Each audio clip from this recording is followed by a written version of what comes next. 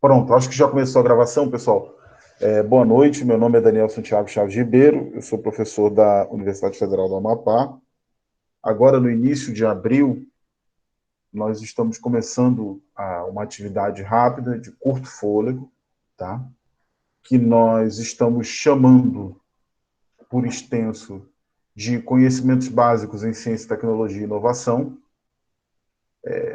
É um curso que eu estou ofertando com vocês aqui, e é um curso que eu estou trabalhando com ele de forma inédita, tá? O que eu quero dizer com isso? Eu quero dizer que esse conteúdo que está disponível aqui para vocês, que eu vou apresentar em tela, é um conteúdo que eu preparei exclusivamente para esse curso. Quem não tiver as condições em assistir ele sincronamente, não tem nenhum problema. Vai poder assistir depois assincronamente, tá? Esse curso ele tem um feitio de capacitação. Estou rolando aqui. Vai ser todo ministrado para vocês via Google Meet, comigo como o único tutor de conteúdo, com o seguinte objetivo: qualificar o debate sobre agências e estruturas do debate sobre ciência, tecnologia e inovação, com foco na funcionalidade e nos impactos possíveis da intervenção setorial operada pela equipe de gestores e executores da Secretaria de Estado de Ciência, Tecnologia e Inovação do Amapá. Esse é um curso, portanto, que eu estou ofertando para vocês como uma contribuição voluntária, gratuita, não há nenhuma vinculação direta minha à CETEC, tampouco alguma retribuição pecuniária. Eu fui solicitado como professor do programa de pós-graduação em propriedade intelectual e transferência de tecnologia para inovação, e me sinto confortável para poder apresentar esse curso, que tem a seguinte metodologia, tá? Serão sessões de aproximadamente 1 hora, todo dia, durante aproximadamente 12 dias, 10, 12 dias, de forma digital e remota, ou seja, a gente não vai estar presencialmente junto, porque é quase uma questão de bom senso. Agora, dia 5 de abril, a gente está promovendo reuniões, é uma imprudência, eu não faria isso jamais, aposto que a CETEC também, e é remoto nesse sentido, e é digital na medida em que utiliza instrumentos como o Google Meet e o YouTube, que é o que a gente está oferecendo aqui, tá? Ele vai ficar disponível, apesar de ser síncrono, de forma assíncrona, tá? Para que isso possa criar um diálogo ininterrupto, as pessoas possam assistir quando quiserem, quantas vezes quiserem, já que é um conteúdo original. E a gente vai trabalhar aqui em torno de uma situação-problema, né? Suscitada por uma pergunta, sempre respondendo a perguntas, sempre respondendo a problemas, e problemas, na medida do possível, práticos, aplicados, mesmo que a gente saiba que ciência e tecnologia é muito mais do que apenas ciência aplicada. Esse é o roteirinho das sessões. Hoje a gente vai trabalhar com o que é ciência, tecnologia e inovação. Estão previstas 10 sessões, mas é possível que tenha 1 ou 2 dias mais. Ao final dessa capacitação, eu pretendo contribuir com vocês com aproximadamente 12 horas de discussão, articulação e conscientização sobre a importância do papel da CETEC para o ecossistema científico e tecnológico do Estado. Tem uma bibliografia que está disponível, toda em português, toda gratuita na internet. Eu vou colocar aqui para vocês o link da ementa. E aí, quem quiser acessar a bibliografia, é só ir lá nas referências e buscar. Por que eu estou apresentando isso aqui, pessoal? Porque isso aqui é o roteiro do que a gente vai fazer hoje, do que a gente vai fazer amanhã, do que a gente vai fazer nos próximos dias, tá? A ideia central aqui, e aí eu vou ser sempre muito objetivo, nós, apesar de estamos disponibilizando esse conteúdo de forma aberta, estou vendo aqui que várias pessoas já estão entrando, apesar desse conteúdo estar disponibilizado de forma aberta, o que a gente está fazendo aqui é algo que implicitamente já acaba presumindo, né, que vocês têm um conhecimento básico sobre o assunto, na medida em que vocês são parte da equipe da Secretaria de Estado de Ciência e Tecnologia do Amapá. Então, eu queria agradecer a todos vocês pela presença, dizer que, mais uma vez, eu estou aqui de forma voluntária, né? Sem uma retribuição pecuniária, sem nenhum tipo de apoio nesse sentido financeiro, vindo como professor do Unifap, colaborando com a CETEC. Queria também dizer que lamento, caso vocês estejam passando por alguma situação emocional ou física difícil, pela perda de parente. Hoje, o nosso secretário, o Rafael, ele teve um falecimento na família, então é uma situação muito difícil que a gente está vivendo e eu, sem dúvida alguma, não poderia deixar de me compadecer com as pessoas que estão passando. Minha mãe mesmo, nesse momento, inclusive, está na UTI. Então, Darlene, exatamente. Só que a gente não pode parar de trabalhar, senão a gente realmente entra numa situação muito complicada. Então, queria dizer para vocês que eu me compadeço, me identifico com as pessoas que estão passando por situações nesse sentido, e a gente tenta dar o máximo de objetividade, de qualidade ao trabalho possível para poder responder ao que vocês precisam. Ok? Eu, a partir de agora, não vou mais visualizar a tela de vocês, porque eu vou passar para a tela de apresentação. Eu quero deixar vocês à vontade, eu não vou fazer chamada, eu não vou cobrar a presença de vocês, eu não vou cobrar perguntas de vocês, eu não vou cobrar nada de vocês. Eu vou vir aqui com um propósito muito objetivo, que é o de falar o que eu sei sobre um assunto que interessa a todos nós. Vocês têm total liberdade para me interromper, para fazer questionamentos, trazer alusões, exemplos, tá? Eu quero dizer que eu estou aqui compreendendo que a gente não está num ambiente, como eu vou dizer, de sala de aula, tá? Vocês são servidores públicos, eu também. Estamos conversando de igual para igual nesse sentido. E queria dizer também que se vocês vão assistir, não vão, prestar atenção, não vão, eu não vou me atentar a isso, tá? Esse é um problema de vocês. O meu papel é o de oferecer o conteúdo, e isso eu vou fazer da forma mais cordial e mais atenta o possível à qualidade. Mas vocês têm total liberdade, se vocês quiserem desligar a câmera e fazer qualquer outra coisa, porque às vezes funciona melhor ouvindo. Se vocês quiserem o tempo todo intervir fazendo questionamentos, para mim está tudo certo, entendeu? Eu não vou, em hipótese alguma, levar nenhuma das condutas como problemática, muito pelo contrário. Vocês são absolutamente livres para escolher o que for melhor para vocês. Então, eu vou pular aqui, já para essa telinha, para poder entrar no conteúdo em si propriamente dito. Falou, pessoal? Então, não estou vendo mais vocês, não adianta levantar a mãozinha, chamar, tem que abrir o áudio mesmo e me interromper. Senão eu não vou ouvir. Sou eu. Qual o nome da sua mãe? Marlene. Marlene, tá. Vou colocar ela no meu livro de oração. Você é uma pessoa, como sempre, maravilhosa. Muito obrigado pelo carinho. Vou orar por ela, tá, amor? Eu sei, eu conheço você, eu sei que você é uma pessoa incrível. Obrigada. Mas vamos em frente, vamos lá, vamos trabalhar, porque é o melhor remédio para a alma é o trabalho.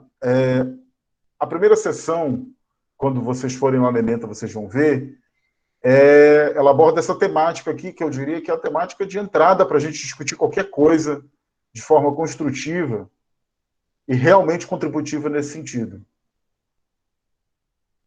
Ó, isso aqui é muito ruim, o pessoal está chegando atrasado e eu vou ter que parar para receber o pessoal, isso não é bom.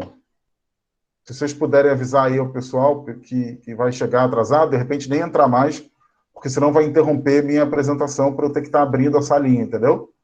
Então, eu acho que o André tem uma função aí também de coordenadora, da Darlene. Se vocês puderem avisar, ó, quem não for entrar, não entre 7h30, 7h40, porque atrapalha mais do que ajuda, tá? Se não pôde assistir, beleza, assiste depois no YouTube, ou não assiste, sei lá. Mas não dá para realmente cortar a linha de raciocínio, não é nada pessoal não, tá? É que senão atrapalha muito. Eu tenho que sair da tela, parar o que eu estou fazendo, e não é legal. E além de tudo, queima um tempo danado. Então vamos voltar aqui, pessoal. Isso é... Vamos lá. Aí tem que parar, volta tudo, isso aqui. Pronto. Aqui. O que a gente está querendo parar para falar, o que é ciência, tecnologia e inovação? Bom, obviamente, por vocês serem servidores da CETEC, vocês vão ter uma noção preliminar construída, vocês não são páginas em branco, vocês estão vindo aqui com uma construção pessoal de vocês, que é entender que ciência, tecnologia e inovação é uma pasta do governo estadual, para começo de conversa.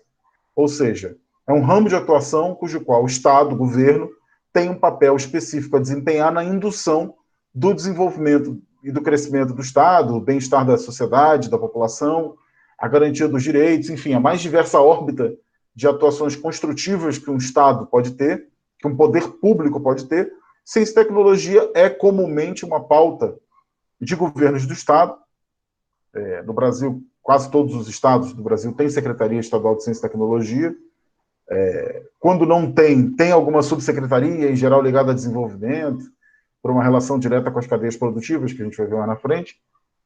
Mas, na prática, vocês vão ter uma primeira percepção do que é ciência, tecnologia e inovação, porque vocês estão trabalhando na linha de frente do governo do Estado do Amapá nessa direção. Isso quer dizer que, para falar em ciência, tecnologia e inovação no Amapá, só se fala com o GE através da CETEC? Não. Muito pelo contrário. A gente vai ver mais na frente que os sistemas estaduais, os sistemas municipais, federais de ciência e tecnologia, que tem sido uma tônica, inclusive, que os municípios eles estão passando a ter secretarias de ciência e tecnologia, institutos de pesquisa. Isso é uma tendência nova que está rolando no Brasil. Talvez o caso mais significativo seja o do ICTIM, de Maricá, que está fazendo um trabalho nesse sentido. Eles têm uma entrada bacana de royalty, e eles estão investindo royalty, pegando um percentual disso para colocar em ciência e tecnologia, para não depender mais de royalty, no caso do petróleo, né, que Maricá, no Rio de Janeiro, recebe muito. É um bom exemplo. Agora, eu poderia citar vários exemplos nos quais outros organismos compõem, outros tipos de institucionalidade acabam compondo o papel também de linha de frente nesse sentido. A Unifap é um exemplo. A Universidade Estadual é um exemplo. O IEPA é um exemplo. O IFAP é um exemplo. A Embrapa é um exemplo. Até mesmo universidades ou faculdades privadas são exemplos de instâncias nas quais ocupa-se uma atribuição de linha de frente de ciência e tecnologia. Ou seja, que seriam as ICTs, né? Isso é um conceito muito vago, muito complexo. É um conceito que, na minha opinião, é quase tão vago quanto o conceito de ONG no Brasil, né? Que é um conceito polimórfico. Não tem exatamente um regimento que determine o que é uma ICT. Basicamente, se você dedicar um instituto, uma fundação, ou você dedicar uma associação com finalidades ligadas à ciência e tecnologia, você pode dizer que é uma ICT. Então, isso é muito variado. Como a gente diz, é lato sensu. É um sentido amplo. Tá? Mas, além dessa atribuição que vocês têm no dia a dia, no corre-corre da CETEC, sobre o que é ciência, tecnologia e inovação, ciência, tecnologia e inovação é muito mais do que o que o governo do Estado do Amapá, o governo do Estado do Rio de Janeiro, ou o governo federal brasileiro fazem, porque ciência, tecnologia e inovação é praticamente uma dimensão do conhecimento, ou uma forma integrada de diversas... Parou de novo, ó.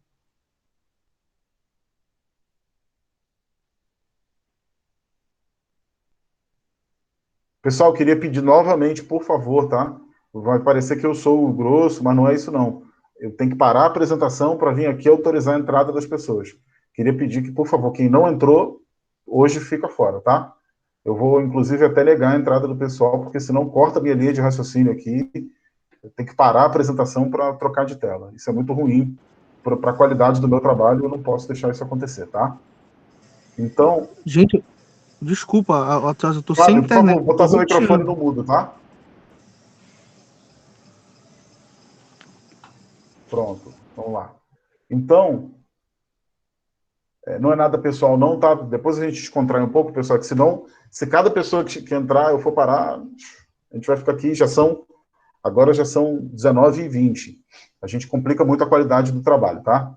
Então, ciência, tecnologia e inovação vamos dizer assim, simplificadamente, até porque realmente a gente tem limitações de tempo, de espaço, vocês não estão fazendo de uma pós, isso aqui não é uma qualificação de debate, é uma capacitação.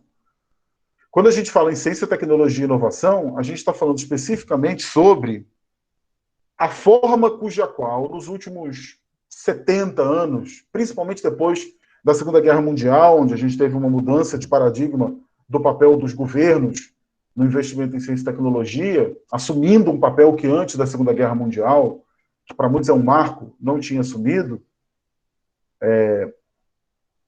O que eu quero dizer para vocês é que ciência, tecnologia e inovação é a forma cuja qual o Estado, ou os Estados, os poderes públicos mundo afora, federais, nacionais, estaduais, municipais, mais variado, imperiais, encontraram para direcionar seus esforços para incentivar o desenvolvimento tecnológico da sociedade a partir do relevo do destaque que os pesquisadores, as fundações, as universidades, os institutos desenvolvem. Esse último nome desse trinômio, ciência é uma coisa tão antiga quanto a Grécia Antiga, quanto o Egito Antigo. Alguns, inclusive, argumentam que sempre houve ciência em diferentes momentos da sociedade. Tecnologia também é algo que, apesar da gente incorporar muito proximamente a ideia da tecnologia mecânica, metálica, posterior às revoluções industriais, muita gente que trabalha com a história da ciência entende que não só a ciência é algo tão antigo quanto a civilização ou as formas de civilização humanas, como tecnologia também é algo muito antigo. Os gregos, os egípcios, os fenícios, os mais diversos povos, civilizações, mundo afora, em diferentes continentes, tinham técnicas, e essas técnicas eram vistas como algo importantíssimo para o seu desenvolvimento, algo que era empregado de forma racional em prol do desenvolvimento. E para eles aquilo era tecnologia. Quando os egípcios faziam cerveja, ou quando, sei lá, os árabes desenvolveram a álgebra, tudo isso é tecnologia. A gente chama de técnica hoje porque a gente emprega de modo artesanal, porque para a gente hoje, comparado ao que a gente chama de tecnologia, que é isso aqui, que é o ring light, o celular, o relógio de pulso, o computador, a internet, tudo isso sai como, aparenta como se fosse algo muito tecnológico e essas técnicas fossem apenas artesanais ou rudimentares. Mas isso não é verdade. A gente, inclusive, deve levar isso muito a cabo aqui no estado do Amapá, na minha opinião. Eu sempre bato muito nessa tecla, porque o que a gente está chamando aqui de tecnologia, de técnica, se a gente só for levar em consideração o que é técnica tecnológica, a gente vai entrar num problema muito sério, porque a gente que está vivendo numa região de fronteiras borradas entre o que é o Estado brasileiro, os limites de convívio com povos tradicionais, quilombolas, povos que sofreram diásporas. Enfim, a gente vive uma miscelânea de formas de organização social no Amapá, na Amazônia, no Brasil como um todo. Se a gente adotar a ideia de que isso é muito importante, que só é ciência quando leva em consideração aquele método científico que é ensinado na universidade. Quando a gente leva em consideração, se a gente levar em consideração que tecnologia é só o que é feito de metal, que tem patente, que é tecnologia de ponta, a gente vai ter um outro problema muito sério, porque a gente vai começar a olhar para tudo que a gente faz tradicionalmente, toda a tipicidade das formas de produção de conhecimento tradicional na Amazônia, no Amapá, no Brasil, e vai sentir que aquilo é só artesanato, é folclore, e isso não é verdade. Quando a gente conhece, por exemplo, uma forma de produção de um determinado tipo de bebida, ou de um determinado tipo de manuseio da argila para fazer uma panela, ou quando a gente está desenvolvendo, sei lá, um jeito de preparo de algum alimento, tem ciência ali, tem tecnologia ali. Só que são tecnologias que são particulares, porque toda tecnologia é um pouco particular. O que a gente chama hoje de tecnologia, como essa coisa abrangente, que eu acho que a gente não pode negar, né? Quando a gente se refere a essa tecnologia e a gente acaba adotando, muito em função de um certo colonialismo que rola no mundo contemporâneo, que é uma consequência do mundo como ele se expandiu nos últimos 2 séculos, a gente tende a acreditar que tecnologia é só o que é high-tech, é só o que é importado, o que é imposto, mas isso não é bem verdade. Claro que um computador é tecnologia, que a internet é tecnologia. Não se trata de negar as tendências do mundo globalizado. Agora, a gente também não pode adotar pura e simplesmente o que é o mundo globalizado de uma forma gratuita, de prontidão, porque são padrões tecnológicos que nós não desenvolvemos. Então, eu bato muito nessa tecla que vocês, nós, todo mundo que está na linha de frente de ciência e tecnologia no Brasil, na Amazônia, no Amapá, tem que ter esse olhar sensível para observar que, claro, existe a tecnologia de ponta, consequência das revoluções industriais que aconteceram na Europa, nos Estados Unidos, e que ganharam o mundo no século XX e se tornaram predominantes. Agora, esse predomínio não quer dizer que isso é a única forma de tecnologia. Conhecimentos tradicionais, sociobiodiversidade ou biossociodiversidade, também são ciência, também são tecnologia. E a gente, inclusive, deve ter um compromisso cidadão, na minha opinião, em respeitar a diversidade do que representa toda essa pleiade, essa variedade de percepções do que é ciência e do que é tecnologia. Para a gente romper um pouco, dentro do nosso possível, com esse paradigma de que o que é nosso é folclore, é artesanato, é antiquado, não tem valor, é xepa, e o que está vindo de fora para cá, produzido por mãos e por ideias que não vieram daqui, são a verdadeira tecnologia. Não sei se vocês conseguem... Se eu consigo me fazer compreender, e claro que a exposição teria que ser muito mais complexa do que isso, tá? Mas eu queria bater muito nessa tecla, porque eu acho que esse é um ponto que não pode fugir do foco. Em algum momento vai pintar, já deve ter pintado, inclusive, na linha de diálogo com a Secretaria de Estado de Ciência e Tecnologia, alguém de uma comunidade remanescente com uma solução baseada em algum conhecimento tradicional ou visando adequar tecnologias contemporâneas para melhorar o estilo de vida dessas comunidades tradicionais. Aí você vai falar, pô, mas isso não é tecnologia? Lógico que é. Claro que é. E a gente tem que ter essa sensibilidade, porque algumas das coisas que nós hoje descobrimos, como jambu, como a copaíba, andiroba, né? Que a gente, é um ouro amazônico, açaí, que a gente fica maravilhado, né? Nós que vivemos na sociedade urbanizada, brancoide, pô, a gente vai conversar com as comunidades tradicionais, elas já conhecem o manuseio disso há muito tempo. Já tem um manejo, um conhecimento das propriedades há muito tempo. Então, não existe nenhum tipo de hierarquia. Esqueçam isso se é que vocês pensam isso. Não existe nenhum predomínio que deve ser conservado a todo custo. Claro que existe uma situação da globalização trazendo padrões externos para uma região como a nossa, que é uma região periférica no sistema capitalista internacional, e a gente tem que saber lidar com isso, tem que saber se adequar às regras do jogo, legais, financeiras, de compliance, né? Mas, por outro lado, isso não pode levar a gente a ignorar a identidade local, porque senão a gente entra numa competição pronto para perder. O que garante... Eu vou usar uma metáfora, eu sempre gosto de usar metáforas, né? Comparações, alusões, alegorias simples. É como hoje a gente tem um torneio de qualidade entre técnicos brasileiros e técnicos portugueses. Pô, a gente vai perder. Por quê? Porque os caras se capacitam, se qualificam, fazem curso na FIFA, na UEFA, na Federação Portuguesa, enquanto aqui o pessoal está com prancheta na mão. Não adianta a gente tentar achar que a gente vai competir de igual para igual na zona de conforto que não nos pertence. Quer dizer, o que a gente precisa é valorizar as cadeias produtivas locais. Também. Então quer dizer que fecha os cursos de tecnologia da informação, Daniel? Não. Mas começa a construir diálogos para fazer com que essa tecnologia da informação, que é algo globalizado, algo contemporâneo, consiga garantir um diálogo com as necessidades locais, com os conhecimentos tradicionais. Ó, pessoal, acabei de vetar aqui a entrada de uma pessoa, são 7h30, tá? Aí a pessoa depois assiste essa aula no YouTube. Amanhã ela entra de novo. Eu já tinha pedido para o pessoal, e aí eu vou deixar isso bem...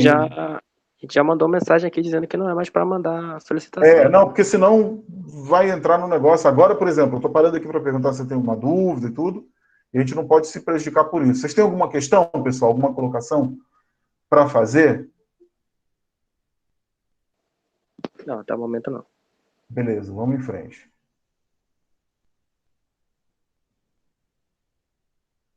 Então, aqui está, olha. A primeira definição que eu queria trazer para vocês, o que é ciência. Ciência vem do latim scientia, que significa conhecimento. A ciência é uma iniciativa sistemática de construção e organização do conhecimento na forma de explicações e previsões testáveis sobre o universo, sobre a natureza, sobre as coisas e as pessoas, tá? Então, o que a gente está chamando aqui, para começar a falar nessa capacitação sobre o que é ciência, ciência é uma forma sistemática de ou construir, ou organizar, ou as duas coisas, em torno do conhecimento. Conhecimento sistematizado, construído e organizado. Então, se eu disser para vocês assim, não, pô, mas eu acho que quem come manga com leite, já ouviram a história da manga com leite, não ouviram? Quem comer manga e tomar leite vai morrer. Aí, se eu falar isso para vocês, vão falar, legal, Daniel. Aí, se eu disser para vocês, não, eu tenho... Isso é científico. Aí vocês vão falar assim, mas por que é científico? Como que você está dando uma explicação. A morte é causada pela ingestão de manga com leite, junto. Já ouviram a história da manga com leite? Alguém me responde aí que eu estou sem a tela. Já sim. Pois é, então. Aí alguém vai me dizer assim, mas de onde você tirou isso, Daniel? Como que você, para chegar a essa explicação, você testou? Vocês percebem o que eu quero dizer? É uma iniciativa sistemática de construção e organização do conhecimento. Com teste. Para eu dizer que isso funciona, eu vou ter que ter uma amostragem estatística de pessoas, levando em consideração o que é essa demografia desse conjunto de pessoas que vão ser testadas. E elas vão ingerir manga com leite, eu vou dizer, um percentual X morreu por causa disso, porque tem uma reação química, e aqui eu estou explicando de forma sistemática e testada. Se eu não testar e não tiver a verificação através do método científico, que é uma construção quase milenar, ou mais que milenar, dependendo do que vocês entenderem como civilização, vocês vão ver que o método científico é a forma cuja qual você observa uma questão, você lança uma hipótese, você testa essa hipótese, você faz a contraprova, você chega à conclusão, você refuta ela. Então, ciência é a construção do conhecimento, mas não é uma construção do conhecimento porque alguém acha, porque alguém conhece. Não, eu conheço uma coisa e eu sei, isso é ciência. Não. Ciência é a submissão, essa sistematização que a gente está falando aqui do conhecimento, ela é nada mais, nada menos que uma submissão a um método comumente aceito. Então não existe o que eu acho que é ciência. Não existe o que fulana acha que é ciência. O que Beltrano acha que é ciência. Ciência é algo feito a partir de comunidades de conhecimento, de construções coletivas. Pô, Daniel, então o que eu acho não importa, o que você acha não importa? Não importa. Mas isso importa dentro de uma construção sistematizada, organizada, constituída. Muitas vezes isso irrita as pessoas porque elas não têm muita paciência, e algumas delas têm razão em não ter, com um certo caráter que acha que o cientista é dono da verdade, mas não é bem por aí. Alguns cientistas até se acham mesmo dono da verdade, são chatos de galocha. Mas outros são pessoas que estão dizendo, não, mas peraí, para você afirmar uma coisa e dizer que é científica, você precisa de um método que balize a sua explicação, que demonstre que foi testado. E não pura e simplesmente está aí alguém que é cientista disse e pum, mete para dentro. Deu para entender isso aí, gente? Sim, pareceu o que você falou agora, Rafael, pareceu com o protocolo da Covid, né? Os remédios. Tem de tudo, assim, hoje em dia tem um monte de coisas. Entendeu? O que é que a ciência tem? Não tem comprovação científica, né? Da sua eficácia. né? O problema central é que esse negócio da Covid ele é interessante porque, em primeiro lugar, como não há uma verdade absoluta em ciência, mas apenas uma veracidade, uma proximidade com uma informação fiável, Darlene, assim, você vai ter gente em diferentes lugares do mundo executando diferentes métodos, chegando a diferentes conclusões. E está todo mundo chegando a conclusões apressadas porque a gente está vivendo uma situação de emergência sanitária. Então, é um caso muito específico onde, quando o pessoal fala assim, não, porque a ciência vai salvar na pandemia. Cara, calma. A ciência vai dar uma baita contribuição. Mas não adianta jogar a responsabilidade nos cientistas, porque testes com medicamentos, com manipulação genética, são muito complexos, demoram tempo, demoram contraprova. Então, o pessoal, às vezes, também se afoba um pouco nisso aí e joga a cabeça na frente e o corpo vai atrás, para dizer, não, isso aqui é ciência e vai resolver. Então, além de tudo, a gente está lidando com uma doença que é muito nova, né? É a Covid, a gente não tem a menor ideia ainda. A gente tem apenas impressões. A gente vira e mexe está descobrindo coisas sobre ela. Mas, sim, tendemos a ter o maior grau de acuidade sobre a afirmação de algo, de que algo é cientificamente aprovado por pessoas que realizam o ofício da ciência. São cientistas, são as pessoas que são testadas para isso, elas próprias, inclusive, passando por exames ao longo da vida, com mérito notório. Agora, isso merece um cuidado, por quê? Porque em vários lugares do mundo, esse método científico, que é aprimorado por cientistas, ele já começa a ser executado, burilado, com diferentes exercícios, diferentes contribuições, por jovens de 10 anos. Tem tido experiências muito interessantes mundo afora, de cientistas que... quem estava dando uma entrevista sobre isso era o professor Miguel Nicoleles, que já esteve aqui no Amapá, deu palestra e tudo, que é um neurocientista da Universidade de Duke. Ele, no Nordeste brasileiro, tem uma experiência maravilhosa de trabalhar com laboratórios de pesquisa com adolescentes de 13 anos, em que ele chega à percepção, às vezes, que esses alunos, com 13 anos, têm mais maturidade tecnológica, tem mais capacidade técnica, capacidade intelectual do que muitos cientistas que eu conheço que têm doutorado. Então, esse é um equilíbrio muito tênue, sabe? E você dizer, mas o cientista é que manda. É muito perigoso você dizer isso, não é? Porque você acaba criando uma barreira à ideia de um princípio fundamental da ciência, que é a refutação. O correto aqui não é ter donos da verdade, mas é ter um compromisso coletivo com o método científico. O que define ciência é o que é chamado de método científico. É o emprego de uma rotina. Mais uma vez, eu vou voltar àquela definiçãozinha aqui, ó. É o emprego de uma iniciativa sistemática de construção e organização do conhecimento na forma de explicações testáveis sobre o universo, natureza, coisas e pessoas. Não sei se consegui me fazer nítido. Sim, sim. Entendi. Vocês vão me chamando, tá, gente? Compreendi, Então, vou voltar aqui para a telinha. Fala, Fábio. Não, ficou compreendido. Eu tive uma... Vamos lá. Para continuar aqui, quando a gente fala na ciência, tem de tudo. Tem farmacêutico, tem historiador, tem matemático.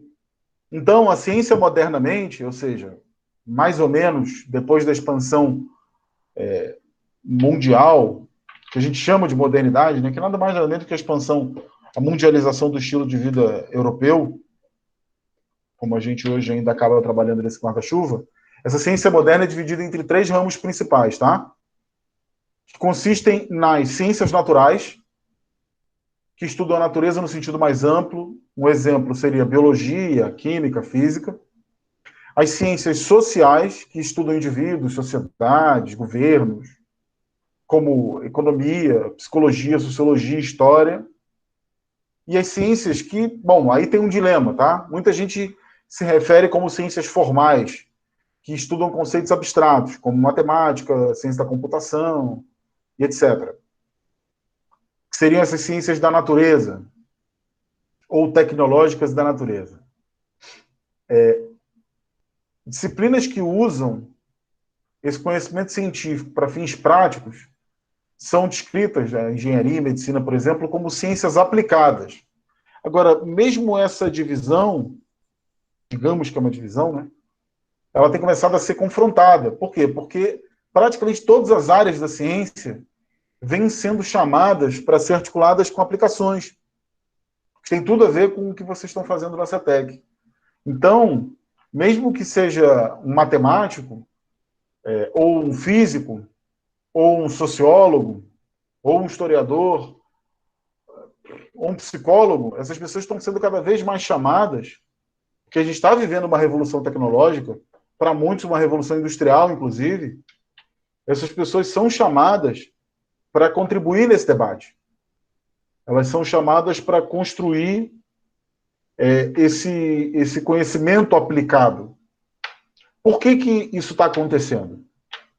Porque as sociedades estão com pressa em se desenvolver.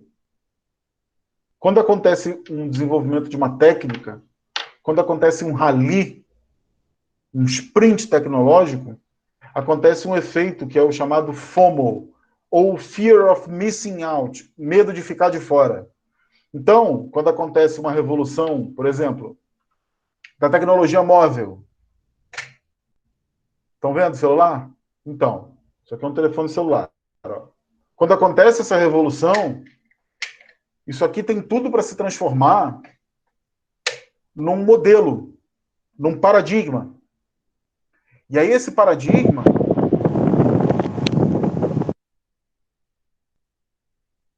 Alguém abriu o microfone aí?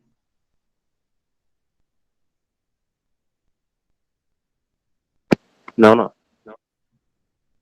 Então esse paradigma... As pessoas vão... Viu porque corta? É barra pesada. Então esse paradigma, quando a gente olha assim, a telefonia celular tende a ser a principal forma de comunicação pela internet. As pessoas, vamos lá, os caras estão olhando o futuro, as pessoas estão olhando o futuro, vão dizer assim, mas essa tecnologia móvel, ela tende a ser a principal forma de compras no varejo. Então, todo mundo que trabalha no ramo do varejo, ou está interessado em fornecer tecnologia para o varejo, começa a correr atrás dessa tendência. Entenderam?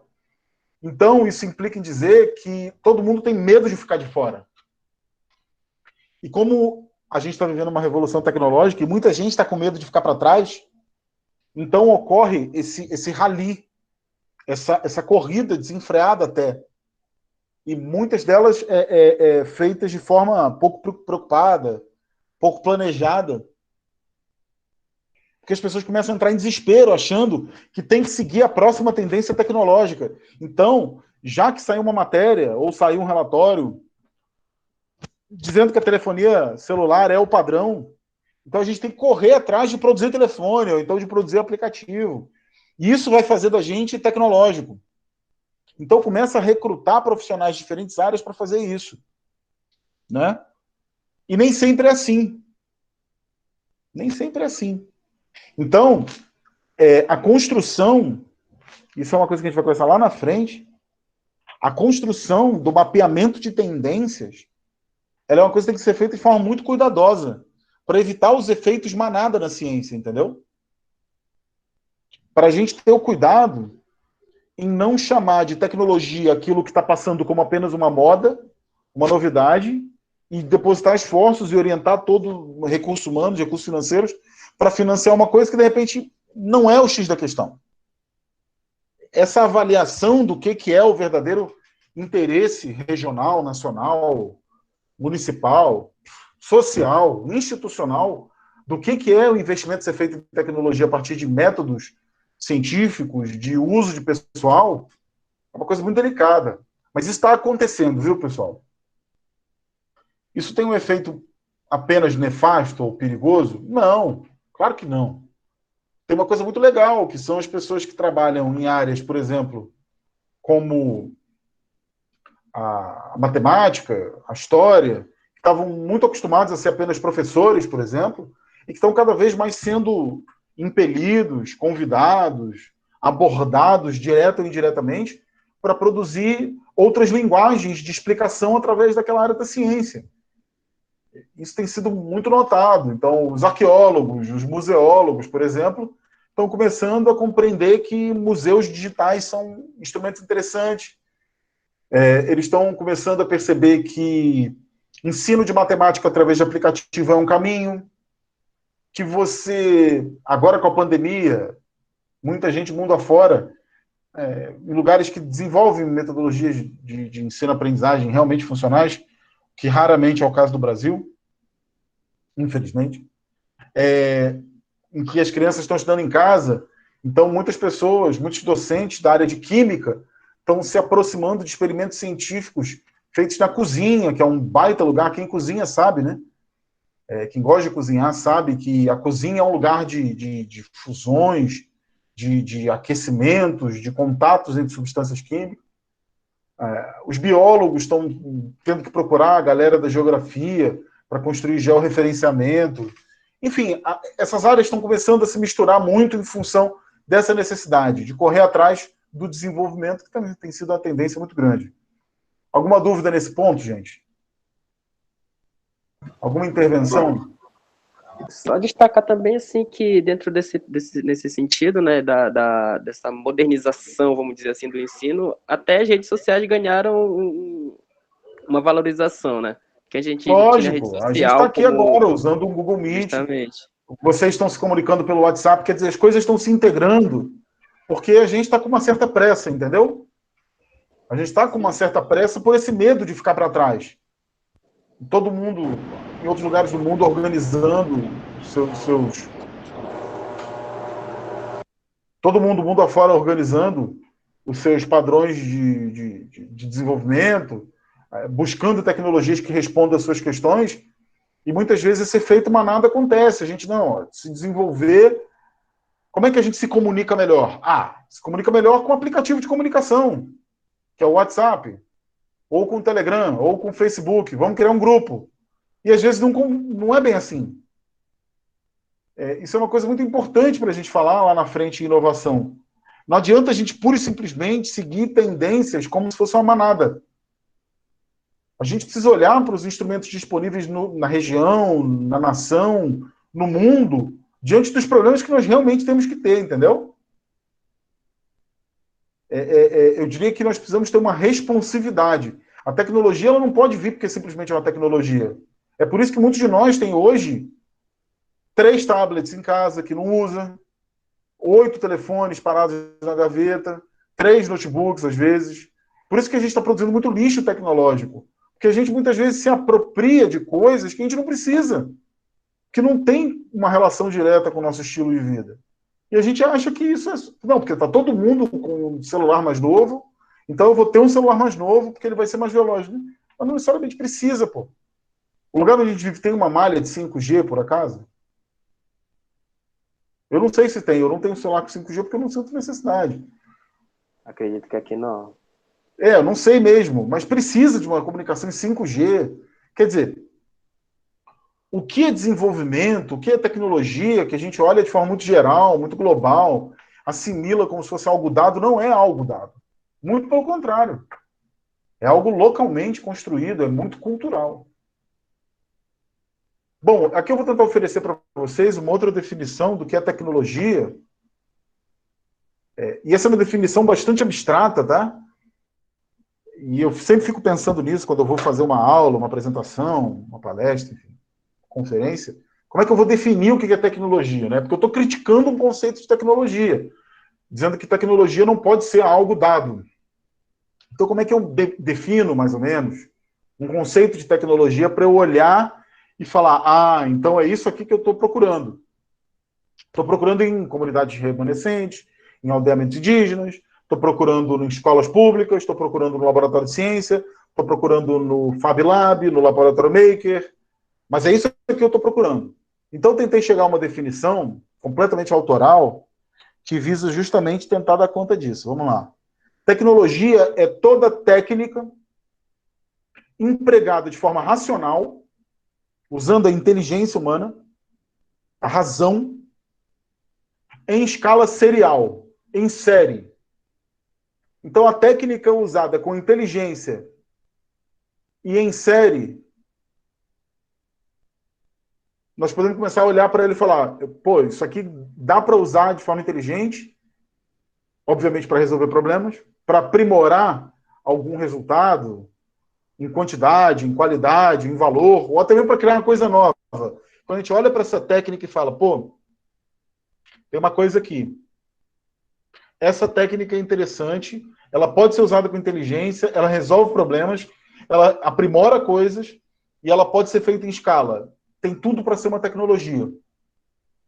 Há, inclusive, instrumentos que a gente vai ver lá na frente que são escalas de mensuração do que é tecnologia, que os monitores, quem fica monitorando tecnologia, usa para poder avaliar o quanto é maduro. É o Technology Readiness Level, TRL. Se jogarem TRL tecnologia no Google, vocês vão poder ter uma noção antes de eu falar disso com vocês, tá? Então, o que a gente está chamando de aprimorar resultado? É uma nova perspectiva na relação entre Homo sapiens, nós, e o ambiente. Ponto. Isso pode ser considerado tecnologia. Ah, mas eu estou desenvolvendo uma tecnologia que vai ajudar animais a se alimentarem melhor.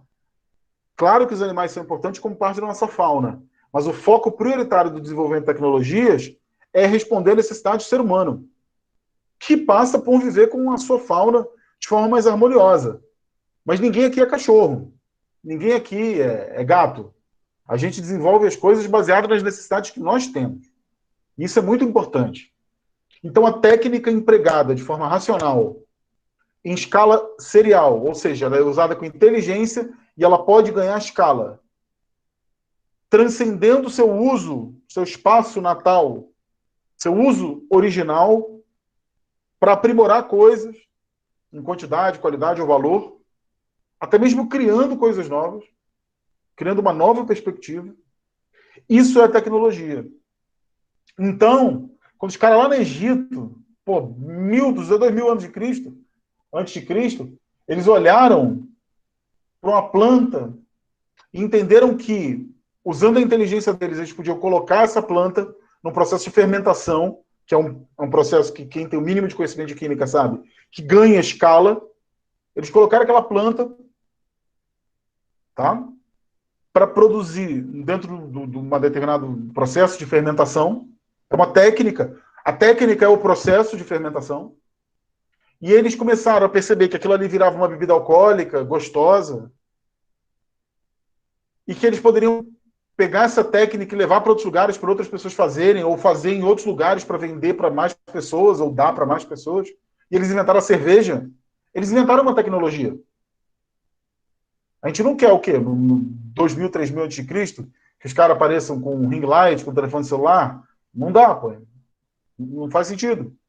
Então, quando os indígenas descobriram uma forma de manuseio da mandioca, da macaxeira, do aipim, depende de onde você for do Brasil, e desenvolveram técnicas de manejo para plantio, ali tem tecnologia. Quando eles desenvolveram uma forma de fazer uma comida que tem que ficar tantos dias testado, tantos dias para poder ser comido, ou então eles puderam depurar e fazer uma farinha. Isso é tecnologia, ou não é? Aqui é um debate sério, gente. Entenderam? Porque toda tecnologia tem um lugar, uma cultura, um espaço, um tempo e um valor.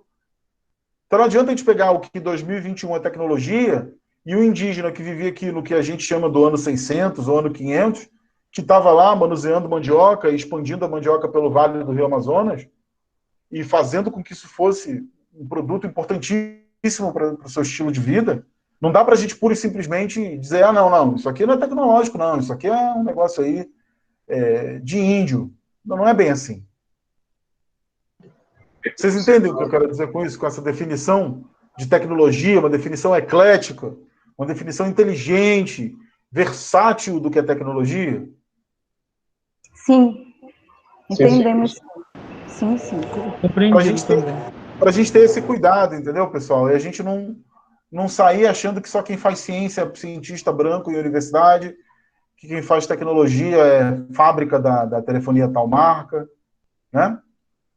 E o que seria a terceira ponta, que é a inovação? É a implementação prática de ideias que resultem na introdução de novos bens e serviços ou na melhoria da oferta de bens e serviços. Tá? Tem uma porrada de definições do que é inovação, gente, mas uma boa definição é que quando você fala nessa implementação prática de ideias para novas coisas ou melhorias das que já existem, o foco é na novidade. Todo processo inovativo tem que ter novidade. Ah, então uma coisa para ser boa tem que ter novidade? Não. Alguém falou aqui comigo. Fala, Fábio. Fábio, como você chegou atrasado, vou ralhar você, Fábio. Como você chegou atrasado, você não percebeu que eu pedi para vocês falarem e não levantarem a mão, tá? Aí amanhã, quando você não chegar atrasado, você vai pegar esse recado de novo. Bora, Fábio. Certo. Essa parte da inovação tá ligado a ineditismo? Tem que ser uma coisa inédita ou pode ser uma melhoria do processo? Pode ser uma melhoria do processo. Então, você pode pegar, Fábio, é uma boa pergunta essa aí, Fábio. Você pode pegar, por exemplo, vou dar um exemplo aqui na Unifap, tem o professor Alain Baiara. Eu posso falar porque hoje é uma tecnologia que já foi pedida a patente. Patente de modelo de invenção, de utilidade, né? Ele pegou uma despolpadeira de açaí, que é o que a gente chama de batideira de açaí, né? Que é uma técnica que não tem nem patente, porque já se espalhou como uma ferramenta que um monte de gente usa. Então já não tem mais como. Quem criou aquilo, difícil saber. E quem criou não patenteou, então babau. Já virou, entre aspas, domínio público. E ele pegou a placa de energia fotovoltaica, que também não é uma invenção dele, e ele descobriu uma forma de acoplar com um conversor de frequência. Eu não entendo se é coisa de engenheiro eletricista, que eu não sou, mas ele conseguiu abastecer uma batedeira de açaí com energia solar. Pô, isso é uma melhoria? É. Isso é uma inovação? É. Essas tecnologias são inéditas? Não. Mas o acoplamento delas duas com uma nova finalidade é inovação. Então, se eu, professor de história, tiver contato com alguma metodologia do sujeito lá da matemática e a sujeita lá da física, me ensinarem uma coisa que eu venho apropriar e ressignificar para ensinar para os meus alunos de história, eu estou inovando no meu setor. Eu estou inovando no meu setor de trabalho. Eu estou fornecendo um produto, um processo, um serviço mais eficaz. Tá? Disponibilizando para o mercado, disponibilizando para o governo, para a sociedade em geral, para os meus alunos. Eu estou fazendo algo novo no meu ramo. Eu estou me apropriando. Então, isso aqui vai dar um ensejo de uma coisa que a gente vai ver lá na frente, que é o conceito de apropriação tecnológica, que é uma das formas uma das dimensões cujas quais a transferência de conhecimento ou de tecnologia ocorre. Se vocês já estudaram química, vocês devem lembrar do princípio de Lavoisier, que é o de que na natureza nada se cria, tudo se copia, vamos dizer assim, né? Falando quase que descontraídamente, coloquialmente. Então, ninguém exatamente inventa algo novo. Os filósofos lá da Grécia Antiga, Tales de Mileto, ele falou assim, eu só filosofo sobre alguma coisa, quando eu olho para ela eu me espanto. Ela me chama atenção, ela me causa inquietação. Por isso que eu presto atenção. Então, de alguma forma, a gente só está inovando sobre coisas que a gente fala assim, mas tem um problema aqui que eu preciso resolver. Ninguém fica inventando invenção maluca dentro de casa, na garagem, no quintal, dentro do apartamento. Ninguém faz isso. As pessoas criam coisas diante de necessidades.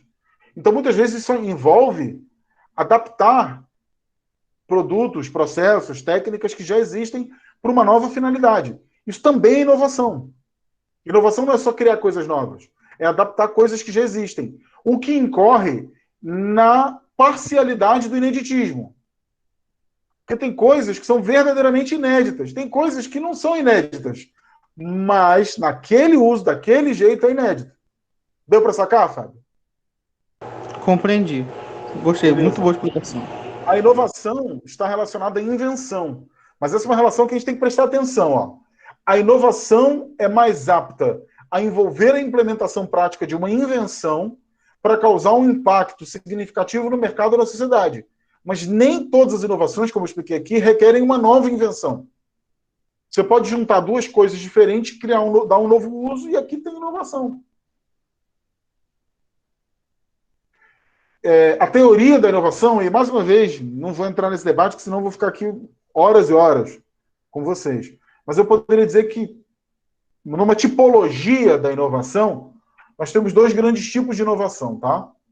A inovação radical, ou a disruptiva, que ela cria um produto, um processo, um serviço impensável ou imprevisto anteriormente. Tá legal? Eu vou dar um exemplo de inovação que, na época, foi uma inovação radical. O telefone. O telefone, lá atrás mesmo, Graham Bell, 1900 e pedrinha. Quando o cara inventou uma forma de eu pegar um instrumento e falar alô, e a outra pessoa do outro lado, oi, tô te ouvindo. Alô, tá me ouvindo? Tô ouvindo também. E isso criar uma comunicação síncrona remota, ele inventou uma coisa totalmente nova, porque a principal forma de comunicação era o telégrafo. Então ele criou uma forma de uma inovação que mudou radicalmente o cenário da comunicação humana. O ser humano colocar satélites na órbita é um bom exemplo. Agora, um outro tipo de inovação seria inovação incremental ou aditiva, que aprimora ou incrementa uma inovação anteriormente existente, dando finalidade imprevista a algo já existente. Então, alguém, em algum momento, Steve Jobs, pronto, ele pegou o telefone do Graham Bell, falou, pô, já inventaram um telefone sem fio. Claro, telefone sem fio do fone para o ponto, né? Quem aqui é do século XX, hein? Deve ter um monte de gente aí que já nasceu no século XXI. Ó, eu sou nascido no século XX, eu lembro do século XX. Então, no século XX, existia uma coisa chamada telefone de fio, que ficava num lugar que só tinha isso, não tinha celular. E tinha só botões, não tinha telinha para você jogar Candy Crush, não. E nele, inclusive, alugava esse telefone a viagem, pagava a conta mais o aluguel. Então, o telefone, um cara lá nos Estados Unidos, o Steve Jobs, ele olhou para aquele negócio e falou assim, pô, já tem telefone sem fio, mas ainda assim está ligado a um ponto, que está ligado a um fio, que está ligado a um monte de fio. Pô, já tem telefone celular. Será que a gente poderia acabar com tudo isso, limpar? Se vocês forem assistir a apresentação do lançamento do iPhone em 2007, é uma aula de design por isso. Que ele vai mostrando que, na verdade, inovar era tirar coisas. Quanto mais simples, melhor. Ele inventou uma coisa? Ele inventou. Mas ele inventou o telefone? Não. Não. Já tinha telefone antes. Ele Tinha. inventou a tela que você... touchscreen? Não. Ele inventou o e-mail? Não. Ele juntou tudo numa coisa só. E ele inovou.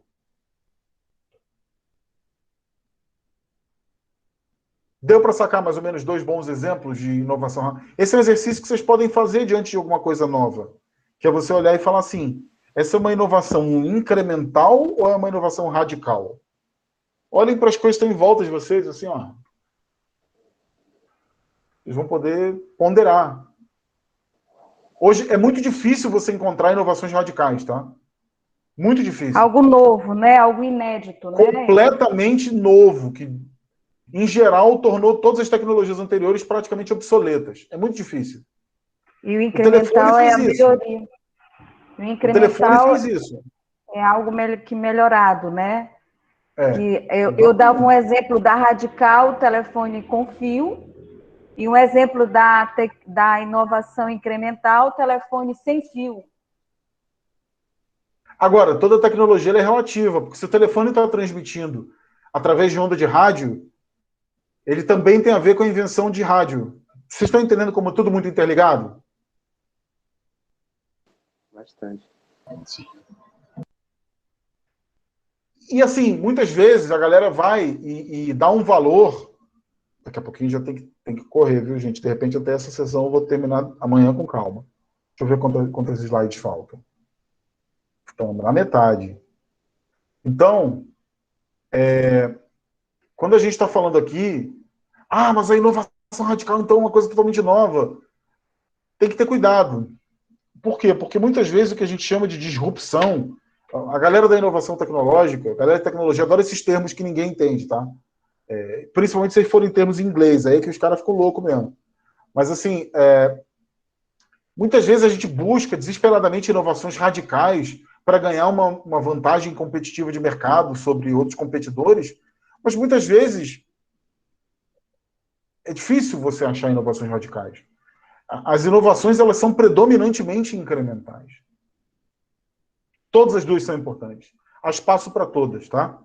Só que não adianta só achar que tem valor a inovação radical, porque não é verdade. A inovação, ela pode vir... De onde ela vem, né? Porque vocês devem pensar muito isso, porque vocês lidam com uma pancada de públicos diferentes que mexem com inovação, que procuram vocês para inovação. E um dia que ela vem, ela pode vir de todo lado. Ela pode vir de um esforço da CETEC ou do governo induzindo, ela pode vir de uma escola estadual que você visitou, municipal que você visitou e falou, caraca, tem uma pessoa que fazendo inovação sem nenhum tipo de financiamento, sem conhecimento, às vezes que está inovando.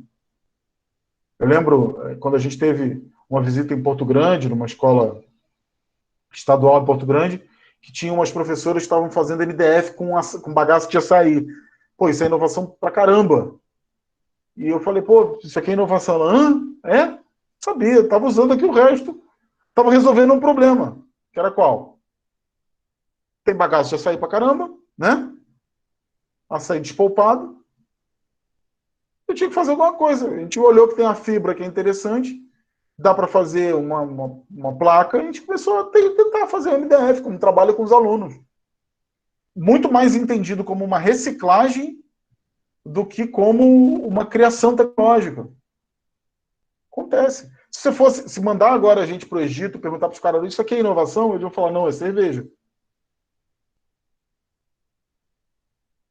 Se você for numa vinícola, há 300, 400, 500 anos atrás, e perguntar, isso aqui é um novo tipo de vinho? Eu falar, não, isso aqui é o vinho que eu faço. A inovação, ela pode vir de vários lugares, ela pode vir de várias origens, né? Tendemos a, contemporaneamente, entender que as inovações geralmente vêm da indústria, da estrutura do mercado, vêm das universidades, mas isso tem mudado muito. Por quê? Porque as pessoas estão ficando mais inteligentes? Talvez. Talvez sim, talvez não. Há controvérsias. Por que a inovação está começando a vir de mais lados? Porque a gente, nos últimos 30 anos, está voltando a valorizar uma coisa que o ser humano sempre valorizou, só que não tinha nome bonito. Que é o do it yourself. Alguém sabe o que é o do it yourself? Alguém faz ideia? Faça você mesmo, fazer... A cultura maker, né? Não sei o quê. Todo mundo, caraca. Agora nós estamos inovando, né? Porque nós temos muitos recursos. Mas sempre teve gente inovando. Sempre teve ser humano resolvendo problema a partir da criatividade. Só que agora a gente dá nomes em inglês para isso. Mas sempre teve gente olhando e criando soluções. Mas a gente está acreditando que dentro dessa coisa maker, empreendedora, de startups e não sei o quê, nos últimos 30 anos, 40 anos, a gente vem dotando os consumidores, e a internet aprimorou muito isso, dotando os consumidores de instrumentos para que esses consumidores possam produzir soluções a partir dos seus próprios recursos. Então, isso tem aprimorado essa percepção de que a gente está fazendo mais, mas na verdade a gente está fazendo menos. Possivelmente nossos avós eram muito mais inovativos do que a gente. A gente tem muito mais tecnologia à nossa disposição. Só que a gente está começando a descobrir que a gente pode, por exemplo, aprender a fazer uma mesa como uma técnica de marcenaria, que a gente pode fazer essa mesa agora assistindo um vídeo no YouTube, não é assim? Sim. Mas o meu pai, por exemplo, que é um senhor de 80 anos de idade, esse ano ele vai fazer, com quem que ele aprendeu a fazer mesa de marcenaria? Com o tio dele. Quem é mais esperto, o YouTube ou o tio dele? Nenhum dos dois. Porque os dois foram importantes, cada qual no seu contexto, como transmissão de conhecimento. O problema é achar que o YouTube é a ponta da lança, né? É a bala que matou John Kennedy. Não é. Existiam outras formas tão importantes quanto, com outras formas de transmissão. Então, de onde é que vem a inovação? De todo lugar. Não dá para tentar prever de onde virá mais e virá menos. Pô, Daniel, então assim você complica a minha vida. É verdade, eu complico a vida de vocês. Por que eu estou complicando a vida de vocês? Porque eu estou dizendo que existe um certo grau de imprevisibilidade na inovação. Que isso que vocês estão tentando fazer, que é um exercício bonito e sério, que é o de criar algum grau de indução, de previsibilidade para a inovação, é uma coisa que tem limites práticos. Vocês vão induzir e direcionar, mas a boa indução, ela não vai teleguiar. Essa inovação ela vai poder vir de escolas estaduais que vocês nem previam, de alunos de 10 anos em um projeto social, de idosos em uma área de ressaca. Então, qual é o funil ideal para receber e incentivar isso? É criar um radar capaz de matizar os diferentes tipos de inovação e, a partir daí, construir meios para que essa inovação aconteça com respeito às diferentes velocidades e padrões que existem. Percebem?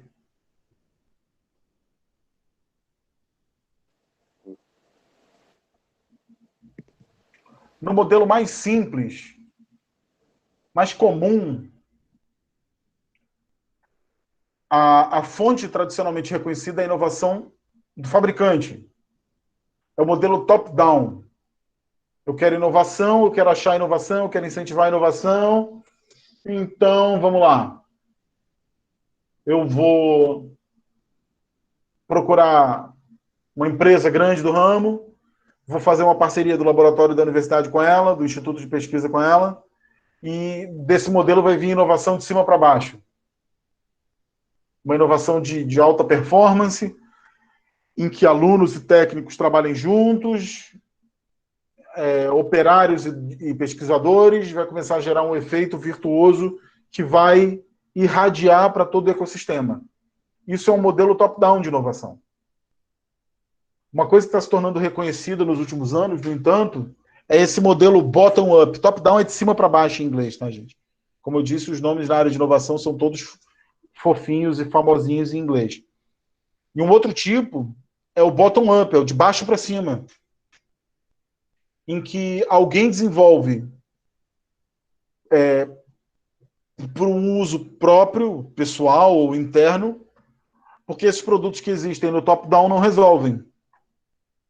Então, de baixo para cima, a sociedade, a comunidade, as instituições de pesquisa, os criadores, autonomamente metem a cara e desenvolvem soluções.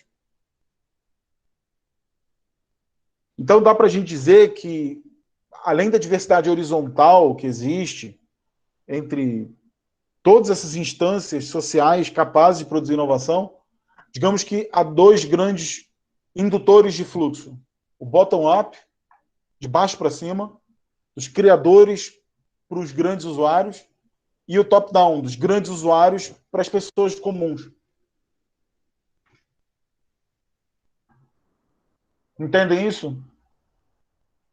Então, quando aquela professora da escola estadual desenvolveu o MDF de açaí sem um tostão de nenhuma fonte de financiamento, é top-down ou bottom-up? Bottom-up. Bottom-up. Agora, quando uma grande empresa da mineração procura o governo do estado ou do ramo petrolífero, procura o governo do estado para abrir um edital de milhões ou de centenas de milhares de reais para que uma instituição de pesquisa desenvolva um projeto. Isso é top-down ou é bottom-up? Top-down. Exatamente. Eu estou dando aqui simplificações para título de compreensão introdutória, tá, pessoal? Obviamente é muito mais do que isso.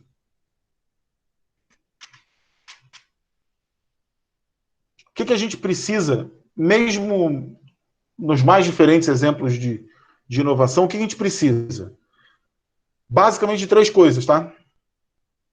Uma necessidade reconhecida, prospectada, alguém prospectou uma necessidade, gente competente, tá? Com capacidade técnica relevante e apoio financeiro.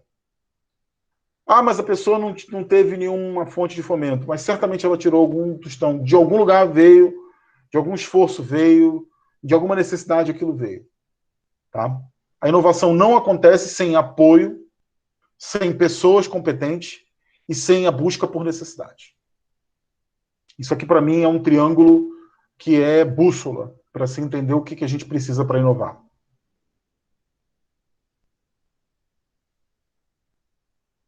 O processo para decidir o quanto uma inovação é madura ou potencial envolve uma série de etapas, que incluem conhecer uma coisa, formar uma atitude sobre ela, decidir se adota ou rejeita aquilo que se conheceu, se for adotado, a implementação e uso, e a confirmação de que aquilo é válido. Quem define prioridades do que é o desenvolvimento tecnológico? Apenas a secretaria ou a reitoria da universidade? Ou o executivo da empresa? Esse tipo de decisão tem cada vez mais se tornado multilateral. Ou seja, a gente está vivendo cada vez, tecnicamente, uma sociedade mais democrática, a gente vem sendo convidado cada vez mais a decidir as coisas em processos mais participativos. Isso é uma tendência do mundo contemporâneo.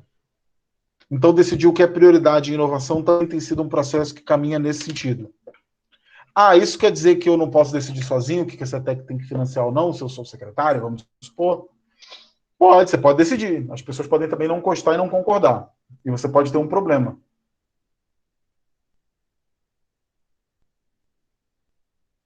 Ah, mas eu acho que esse laboratório aqui de cultura, laboratório de alimentos, só tem que fazer coisas regionais. Sim, mas já conversou com a sua comunidade para saber qual é a necessidade? O que eles estão produzindo, validando?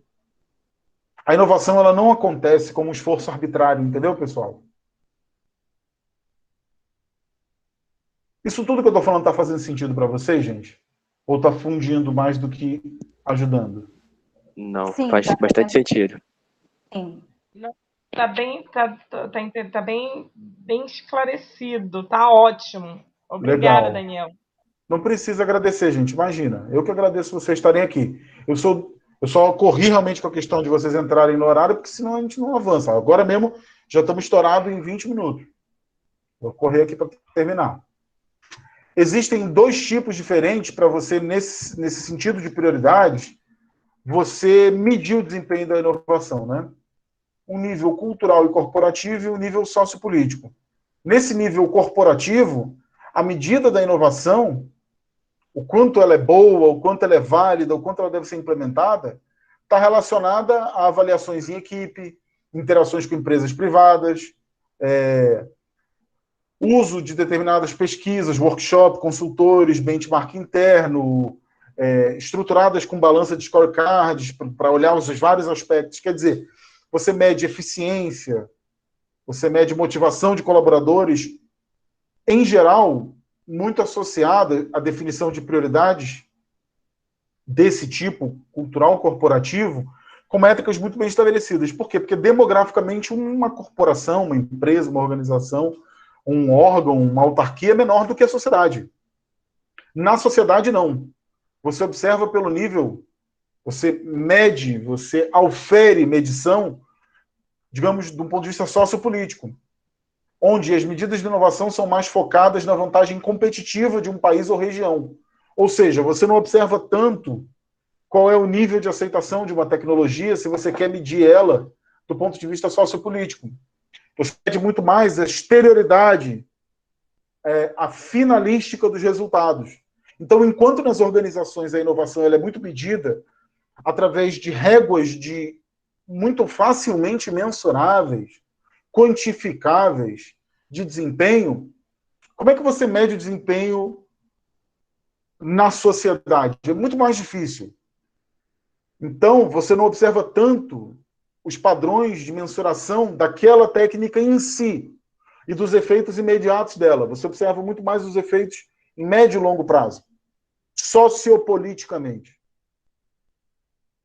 Nesse contexto, as capacidades organizacionais podem ser avaliadas em diversos quadros de avaliação, como os da European Foundation for Quality Management, o Manual de Oslo, da Organização da Cooperação e Desenvolvimento Econômico, a CDE, de 1992, é super importante, tá? O Manual Frascati, de 1963, também é importante, mas você não mede inovação em pequenos grupos do mesmo jeito que você mede na sociedade. Não é assim. Não adianta empurrar métricas para a sociedade.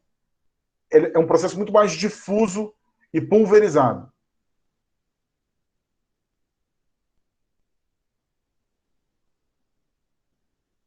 Isso é muito importante para vocês entenderem bem que o que é ciência, tecnologia e inovação é uma diversidade muito grande, mas muito grande mesmo, de possibilidades. E não existe nenhuma chance de uma definição prévia, mecânica, sempre quantificável. Ciência, tecnologia e inovação não são exatas. Muitas vezes são inexatas.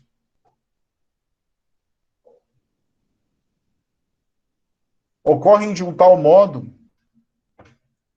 que os resultados não... Como diz aquela... Deixa eu até buscar o autor dessa frase.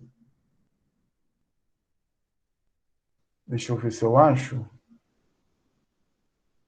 Não, eu não acho, mas é uma frase muito usada na ciência, né? Resultados podem variar.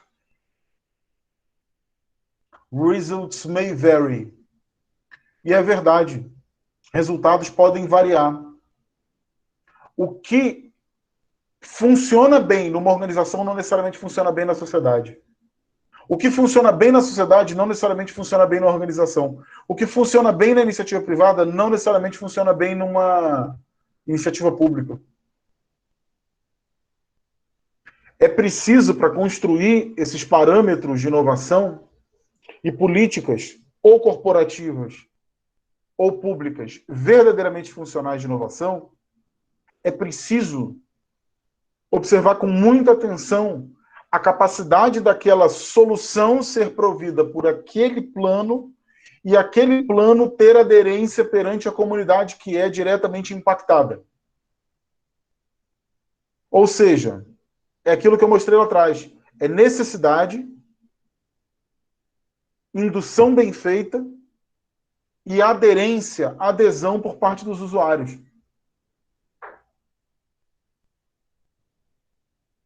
A gente vai ver ao longo dos próximos dias que esse é um processo super complexo. E às vezes a gente tenta e dá muito errado. Mas dá o certo uma, duas vezes. E essas uma, duas vezes criam resultados fantásticos.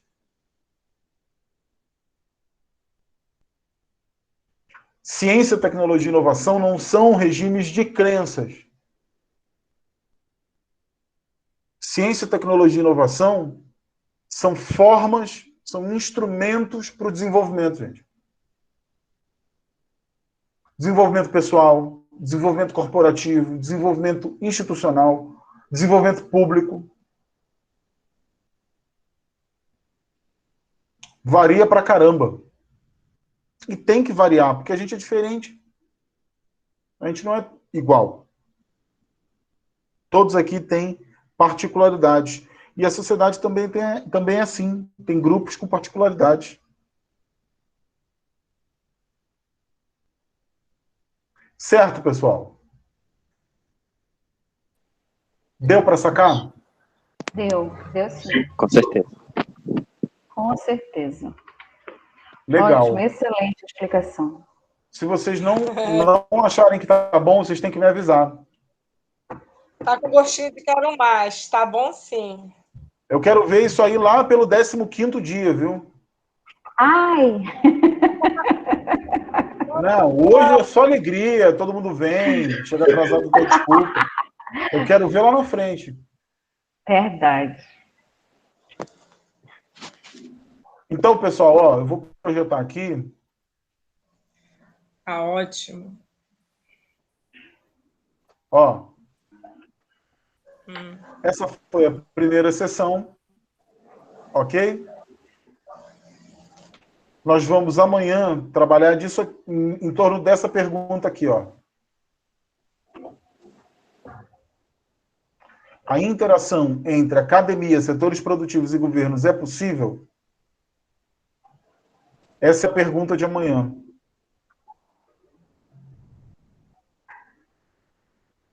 Falou, pessoal? E essa pergunta, ela vai justamente explicar o que somos CETEC. Também. E ela vai fazer essa articulação aí, essa interação. Também. Sim. Pessoal, Rafael, você agora pode sim, disponibilizar esse material? vou colocar no YouTube essa aula daqui a pouquinho, tá? E o material? Impresso. Impresso. Não, impresso O material não tem como. digital. Mas ele está aqui Digital. dentro da apresentação, gente. Não precisa esquentar a cabeça. Tá bom. Tá? Ó, vocês vão ter acesso a isso aqui no YouTube. Agora já estouramos em meia hora o nosso tempo. Eu queria puxar a orelha dos que chegaram atrasados e dizer que amanhã, às 19h15, pode aparecer o presidente dos Estados Unidos querendo entrar nessa sala e eu não deixo entrar. Você vai abrir ela e fechar ela que horas? A aula começa às 19 horas. Sim. Até 19h15 tem tolerância. Depois não tem mais não. Sabe por quê? Senão tem que ficar entrando... Eu estou numa tela apresentando, construindo a linha de raciocínio e eu paro para autorizar a entrada. E também não é para ficar entra e sai. É ou não é? Sim. Verdade. Ah, mas eu não posso vir. Não vem. Assiste no YouTube depois. Todo dia eu vou passar o link para o Fábio. Não faz mal se não puder vir. Vai ficar no YouTube. Entenderam? Entendi. Não tem por que esquentar a cabeça. Não precisa se esbaforir. Agora, realmente a gente tem... Vai ser trabalhado um tema por dia, uma pergunta dessa por dia? Exatamente. Ao longo de 2 semanas. Sim. Todo dia às 19 horas. Certo. Mas vocês estão entendendo a linha de raciocínio? O negócio do atraso complica muito. Muito. Quem não puder vir, não tem problema. Assiste depois. Da minha parte, aí com o secretário vocês se entendem. Mas como a sessão é muito curta, se eu picotar muito a linha de raciocínio, eu não dou conta, entendeu? Gente, eu já estou fazendo uma compressão de conteúdo extrema. A quantidade de coisas que eu estou colocando aqui em 10, 12 sessões, isso aqui é muito... Era para ser 4, 5, 6 vezes esse tempo. É um esforço muito grande para mim conseguir explicar isso tudo com a qualidade que vocês merecem, que eu acho que eu tenho que ter, que eu nem sei se eu estou tendo, enfim, isso é o tipo de coisa que é complicado para a gente se autoavaliar, mas em tão pouco tempo. Aleixo, me dá um curso de fotografia aí em 10 horas? À distância. Darlene, me dá um curso de processo administrativo aí, de financeiro, em 10 horas à distância, mas eu vou chegar atrasado, tá? Impossível. Não dá, não é assim, entendeu? Então, a gente vai ter que ter um compromisso muito grande em embarcar num trem-bala. Trem-bala é fogo, não volta. Ah, mas eu gostei muito, eu quero estudar mais. Então, todo ano tem a seleção do Profinit aberta. que é o mestrado que eu dou aula. Aí vocês vão passar 360 horas. Mas isso aqui é uma capacitação de 10 horas, entendeu? Sim. Certo, pessoal? Certo. Pessoal, muito obrigado pela visita de vocês. Não levem a mal. Eu tenho que ser rígido, porque senão esse aqui é um touro mecânico. 10 horas para explicar isso tudo de uma forma convincente, sem vender picaretice para vocês, é complicado. Obrigado, professor. Até amanhã, gente. Obrigada, Rafael. Boa noite. Vou a gravação agora. Melhoras para sua mãe. Obrigado, Arlene. Boa noite para vocês. Saúde e cuidado, gente.